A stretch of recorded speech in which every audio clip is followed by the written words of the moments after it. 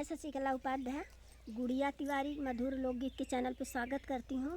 तो प्लीज़ हमारी दीदी बहुत दूर से मिलने के लिए आई हैं, कुछ उम्मीद लेकर आई हैं।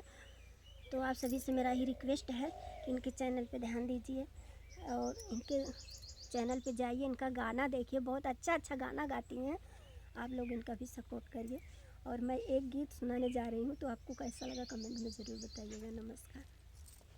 घरवा हमार हवे हमें नाच लइहा, घरवा हमार हवे हमें नाच लइहा, ए ननदो हुकुम अपने ससुर में चलइहा, ए ननदो हुकुम अपने ससुर में चलइहा, पकड़ी के झटवा हम देव झटियाई, पकड़ी के झटवा हम देव झटियाई, देव झटियाई हो देव झटियाई, तोहके बचई है न तोहर बाप भाई, तोहर बाप भाई हो तोहर बाप भाई, रेरी मार वही अपने माई के बोलैया, रेरी मार वही अपने माई के बोलैया, ए ननदो हुकुम अपने ससुर में चलैया, ए ननदो हुकुम अपने ससुर में चलैया,